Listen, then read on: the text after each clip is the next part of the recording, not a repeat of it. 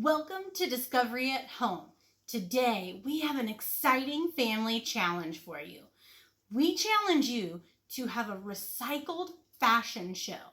Now, your job is to have the entire family create something out of recycled materials. It could be hats, it could be vests, it could be so many different things. You could look back at projects we've done in the past at kansasdiscovery.org/home and see if anything could help you.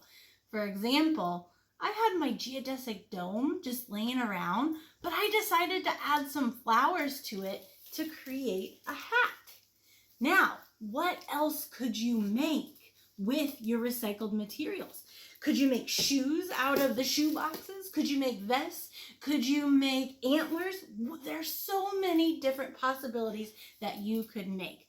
Your job is to engineer a costume out of the recycled materials that you have at your house. And then be sure to walk down the runway and show them off. We're excited to see what you come up with. Happy engineering, and I'm excited to see all the new fashion trends that are about to come out. This has been Discovery at Home. We'll see you next time. Thank you.